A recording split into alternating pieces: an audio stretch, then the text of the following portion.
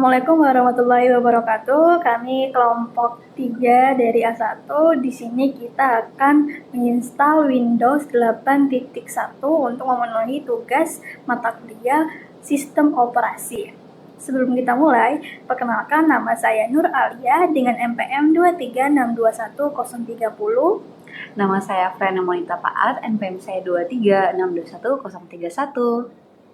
Nama saya Putri Sindiani Latif, NPM 2362140. Hal yang pertama kita lakukan adalah menginstal file ISO-nya. Jadi di sini untuk menginstal dia punya file ISO Windows 8.1, di sini kita sudah mendapatkan filenya yang untuk kita install. Nah, kita dapatnya itu dari YouTube. Jadi teman-teman kalau mau menginstal, cari saja di platform YouTube cara menginstal Windows 8.1. Kita dapat dari Kukuh Komputer. Cara lainnya juga bisa kita cari saja di browser Windows 8. Usahakan yang kita dapatkan yaitu dari Microsoft Community. Oke, di sini filenya sudah kita install, lagi sementara penginstalan sebesar 4 GB. Dan kita akan menunggu untuk dia menginstal. Selanjutnya kita akan menginstal Rufus. Filenya sudah ada seperti Windows tadi, sudah berada di dalam Google Drive-nya, bisa langsung saja diinstal.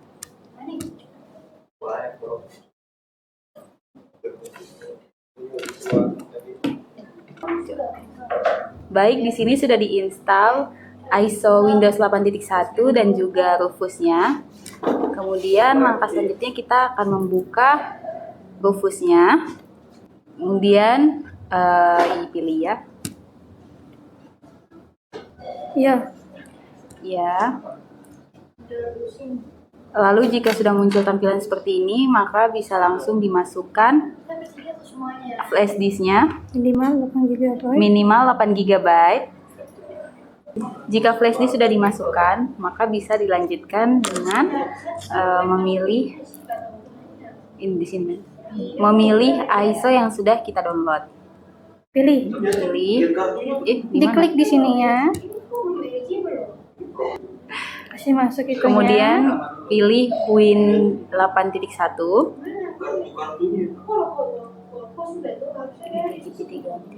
Kemudian di skema partisi sesuaikan dengan perangkat komputer yang akan diinstal Windows 8.1-nya. Di PC yang akan kita pakai menggunakan MBR, maka kita akan memilih MBR. Kemudian label volume kita akan mengganti dengan Windows 8.1.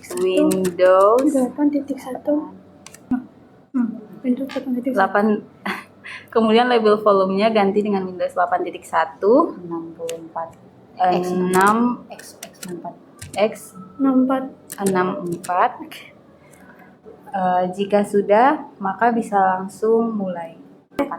Ya, udah oke. Pastikan di flash disknya tidak ada file yang berada di flash disk tersebut. Kalau tidak, nanti data-datanya itu akan hilang. Jadi kita harus backup terlebih dahulu sebelum kita menginstal dia punya menyalin ISO-nya.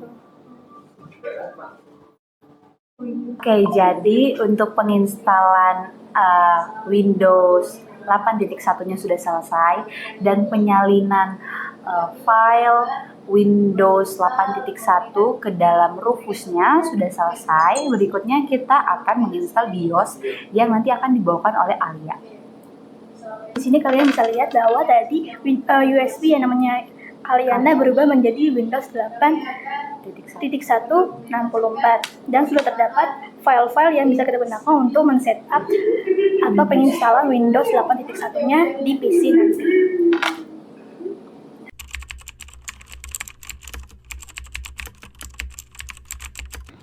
Baik, di sini kita sudah memunculkan dia punya tampilan BIOS-nya. Itu kita klik delete sama enter secara bersamaan di saat dia punya tampilan Acer-nya itu nyala, kita langsung cepat-cepat tekan delete enter, terus nanti muncul seperti ini. Kalian ke Advanced BIOS Features, terus pilih sini paling bawah yang namanya Hard Disk Drive Priority, enter, terus enter lagi. Pastikan pilih USB ASOLID sesuai kalian punya USB. Kalau sudah, kita SC, pastikan yang nomor 1 itu adalah boot device-nya itu adalah USB ASOLID. Terus kita klik F10 untuk men-save. Oke.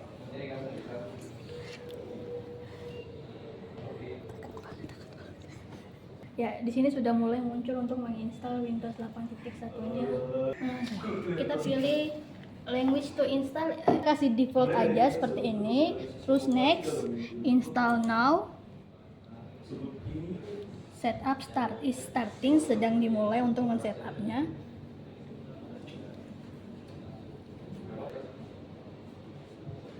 Kita kasih masuk dia punya produk key 4 key, semuanya sih NRWR 2N RWR 8 F 6 4 P2 448, ini 8 RF kan? C R Y I H. Sabar, kita ada tutorial. Kita sudah kasih masuk dia punya produk key, kita next.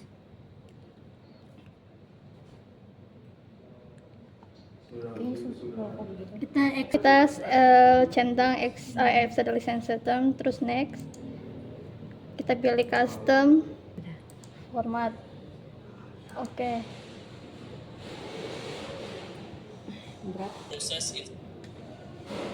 Bismillah. Starting dalam 212. Bismillahirrahmanirrahim. Di sini mulai untuk penginstalan Windows 8.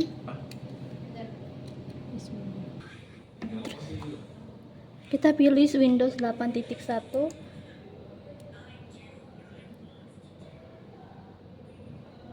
Sedang masuk ke dalam Windows 8.1-nya. Oke, baik, kita masuk ke dalam tampilan personal. Kalian bisa menamakan PC kalian. Kita kasih nama Apricom. Kelompok 3. Apricom. Berkasih komputer. SO. Ping. Oh, udah yang tadi saja, kasih warna ini aja. Next. Masuk ke Use Express Settings.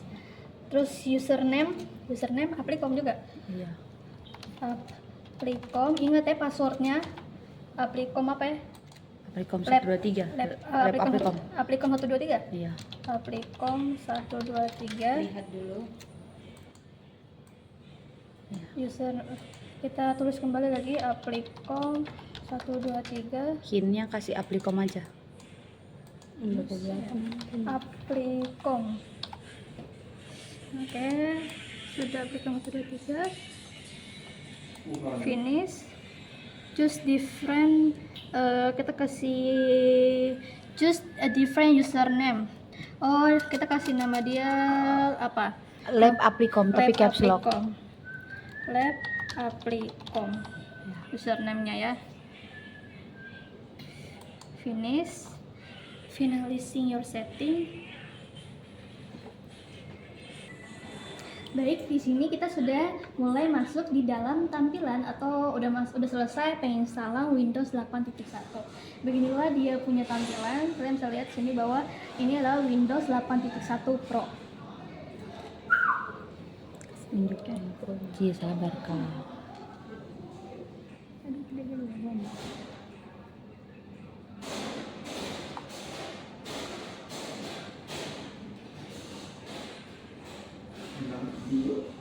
Sudah. Nah,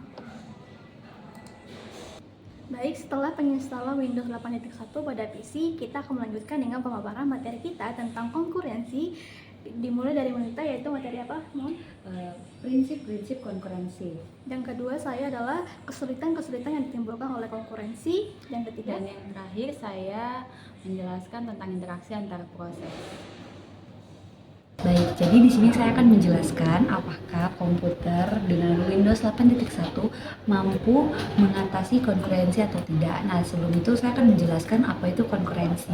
Konkurensi adalah kemampuan sistem komputer untuk mengeksekusi beberapa proses secara bersamaan. Dikatakan sebagai landasan umum perancangan sistem operasi karena dalam menciptakan suatu sistem operasi tersebut umumnya harus bisa menjalankan beberapa proses atau lebih dari satu proses pada saat yang bersamaan. Nah, di sini saya akan langsung saja mencoba untuk membuka beberapa aplikasi. Oke, jadi di sini saya sudah buka YouTube. Di sini ada akun Universitas Syapis Papua. Kita akan mencoba untuk menonton video tersebut, lalu sembari membuka aplikasi Notepad.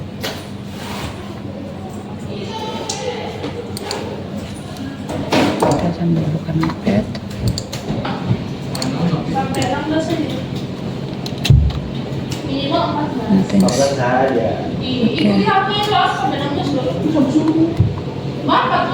Kita sembari buka dan kita mengetik.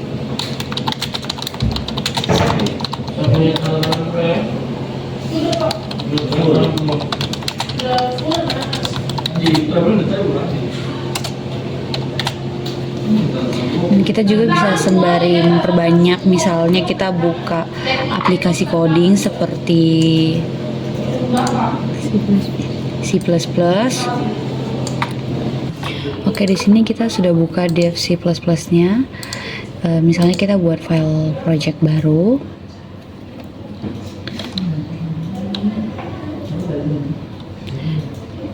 Terus kita lihat, kita bisa sembari mendengar musik, kita cari. Nah, tadi kan kita sudah buka YouTube, buka Notepad, juga kita buka C++. Nah, di sini ternyata terjadi CPU starvation. Jadi di mana proses kita tuh terlalu banyak sehingga yang lain tidak mendapatkan giliran.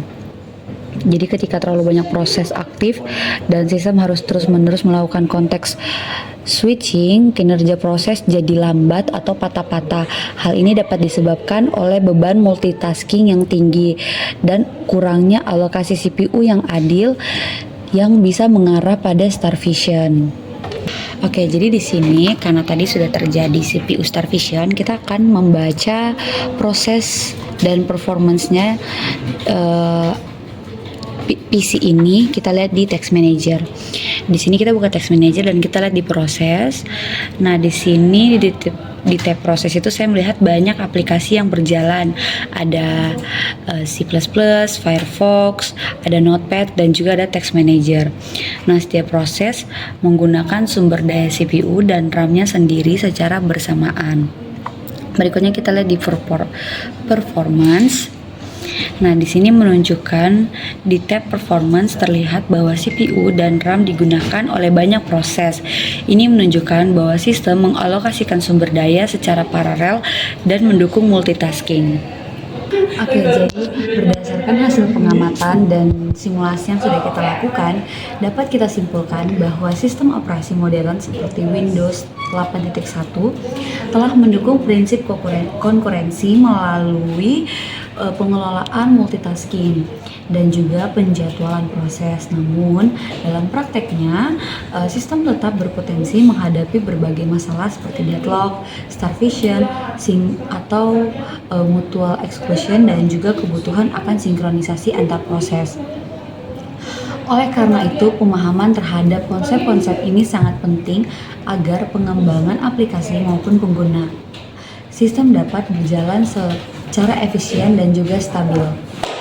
Baik, di sini saya Nur Alia akan menjelaskan tentang kesulitan-kesulitan yang ditimbulkan oleh konkurensi. Salah satunya adalah bagaimana cara sistem operasi menangani interupsi. Jadi, misalnya ketika kita membuka sebuah notepad, Dan kita sedang mengetik sebuah dokumen sambil menancapkan atau memasukkan sebuah flash disk.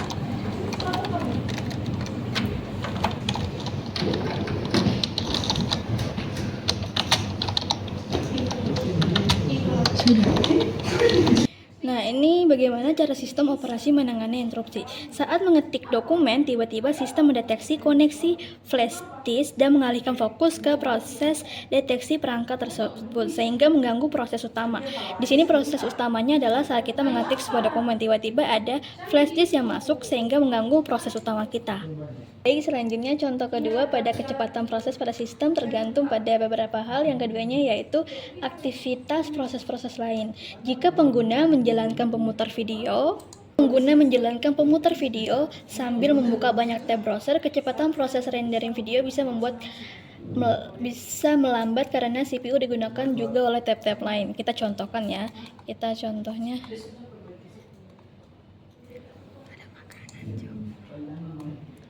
kita buka salah satu video YouTube, terus nanti dibuka dengan tab-tab browser yang lain.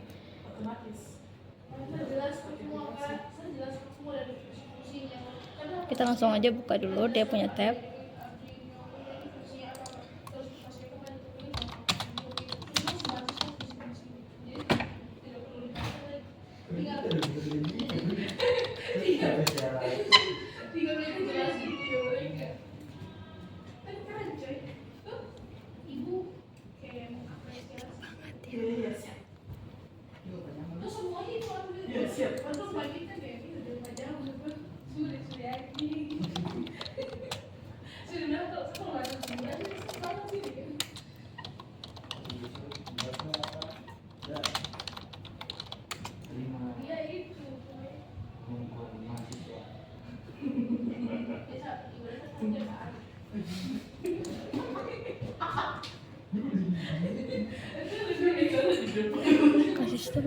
Nah, apabila kita membuka banyak tab dan langsung mengatur dia punya waktu ke durasi yang lebih lama, apabila kita membuka banyak tab browser dan langsung menjalankan sebuah video, lalu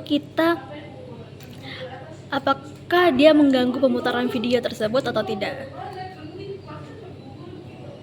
Di sini dia sedikit mendelay, jadi bisa kita simpulkan bahwa dia sedikit mengganggu aktivitas proses pada video ini karena kita membuka banyak tab-tab browser sehingga memperlambat CPU-nya karena CPU-nya terbagi oleh tab-tab browser lainnya juga.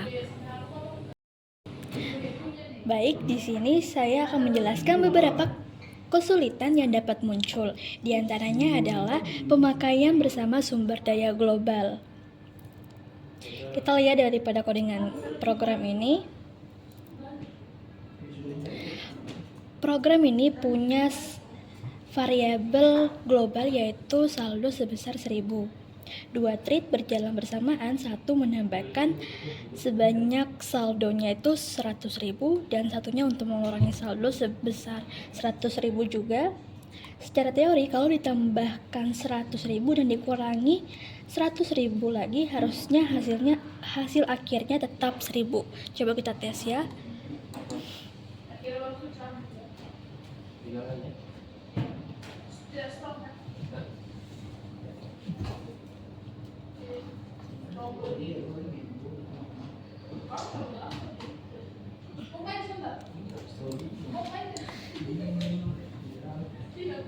Di sini saldo akhirnya itu minus 97.452.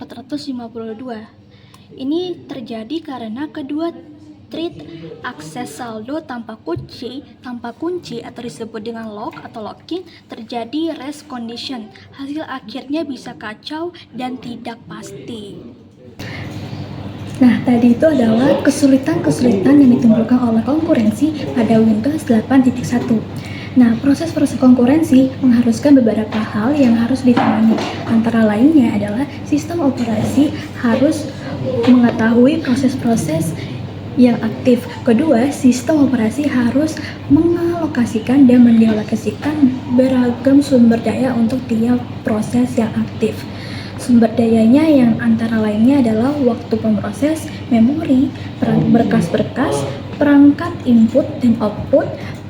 Yang ketiga, ada sistem operasi harus memproteksi data dan sumber daya fisik masing-masing proses dari gangguan proses-proses lainnya.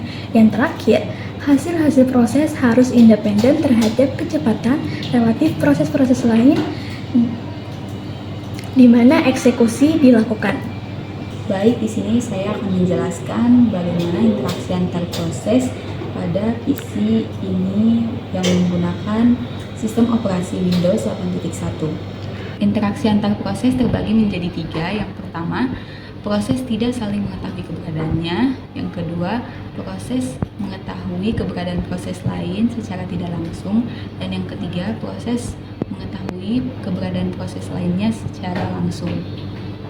Baik, langsung masuk saja ke contohnya. Contoh yang pertama yaitu proses tidak saling mengetahui keberadaannya. Misalkan di sini kita membuka YouTube, lalu kita menonton video dari YouTube. Ini kita akan nonton YouTube.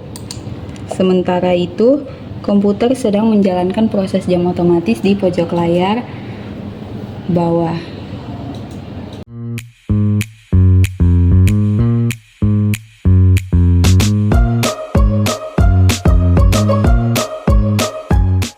Maka di sini waktunya sudah berubah dari 16.56 ke 16.57. Sementara itu YouTube juga masih tetap berjalan. Maka kedua proses berjalan bersamaan tapi tidak tahu satu sama lain, bisa saling mempengaruhi berebutan RAM.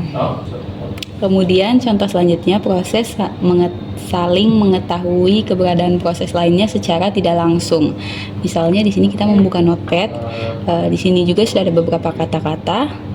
Lalu misalnya kan kita mau save, maka kita akan save.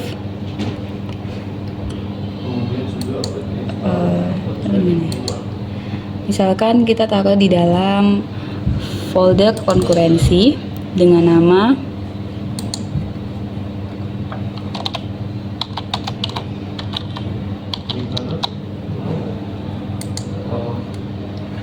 jika sudah save, maka file tersebut masuk ke dalam file explorer di dokumen. Di sini sudah masuk teks dokumen konkurensi. Maka saat kita membuka file teks dokumen konkurensi, jika sudah terbuka, maka ini artinya maka Notepad dan file explorer mengetahui keberadaan satu sama lain secara tidak langsung. Contoh yang terakhir yaitu dari proses saling mengetahui keberadaan proses lainnya secara langsung. Misalkan di sini kita membuka WhatsApp, kita akan melakukan pengiriman pesan.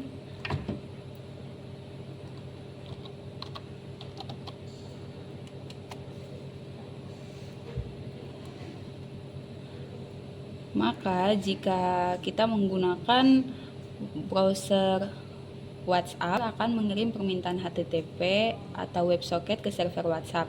Server menjawab langsung dan bahkan bisa mendorong data secara real time, sehingga kita bisa menggunakan komunikasi dua arah secara langsung melalui WebSocket. Maka bisa diketahui bahwa browser tahu kemana harus mengirim WhatsApp server, dan server tahu siapa kliennya. Dan juga kita dengan melakukan ini kita bisa komunikasi dua arah terjadi secara aktif dan secara real time. Maka kesimpulan yang dapat kita ambil dari interaksi antar proses ini, yang pertama, proses tidak saling mengetahui, yaitu proses berjalan mandiri tanpa kerjasama. Dan yang kedua, mengetahui secara tidak langsung, proses berbagi objek tapi tidak tahu identitas proses lain. Dan yang terakhir, mengetahui secara langsung prosesnya berjalan, yaitu proses saling mengenal dan bisa berkomunikasi langsung untuk bekerja sama.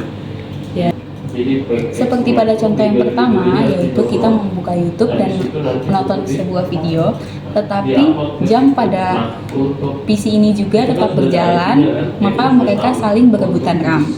Dan yang kedua, contohnya yaitu kita menulis di notepad, lalu kita save dan simpan ke dalam file explorer. Maka kesimpulan yang dapat kita ambil dari interaksi antar proses, yang pertama, proses tidak saling mengetahui keberadaan proses lainnya secara langsung, yaitu proses berjalan mandiri tanpa kerjasama. Misalnya seperti contoh tadi, kita menonton sebuah video dari YouTube, sedangkan jam pada PC tetap berjalan. Dan yang kedua, mengetahui proses secara tidak langsung, yaitu proses berbagi objek tetapi tidak tahu identitas proses lainnya, yaitu saat kita membuka notepad dan mengetik sesuatu lalu kita save, maka file tersebut akan masuk ke dalam file explorer. Terakhir yaitu proses saling mengetahui keberadaannya secara langsung, yaitu proses saling mengenal dan bisa berkomunikasi langsung untuk bekerja sama. Maka seperti contoh tadi, kita membuka WhatsApp pada browser. Di sini kita bisa chat dengan orang secara real time. Oke baik, jadi itulah tadi cara penginstalan Windows 8.1 dan juga pemaparan materi kita tentang konkurensi pada materi saya, yaitu prinsip-prinsip konkurensi dan juga masalah-masalah konkurensi seperti yang telah tadi kita hadapi, yaitu Starvision. Nah, pada materi saya yaitu adalah kesulitan-kesulitan yang ditimbulkan oleh konkurensi. Beberapa kemungkinan yang terjadi tidak dapat diprediksi seperti kecepatan proses pada sistem. Contohnya itu saya berikan dua, yaitu aktivitas proses-proses lain dan cara sistem operasi menangani interupsi. Nah, kemungkinan yang tidak dapat diprediksi ada yang lainnya, yaitu beberapa kesulitan yang dapat muncul. Saya berikan contoh untuk pemakaian bersama sumber daya global. Dan untuk kemungkinan terakhirnya yaitu bagaimana proses-proses konkuren mengharuskan beberapa hal yang harus ditangani.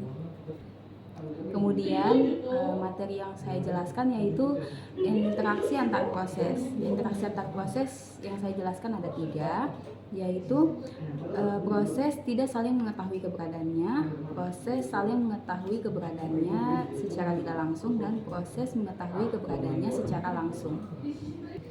Oke, baik, itu dia materi dari kita bertiga dan juga pemaparan dari kita bertiga. Kurang dan lebihnya mohon dimaafkan. Sekian dan terima kasih. Terima kasih kamu dari kelompok 3 A1.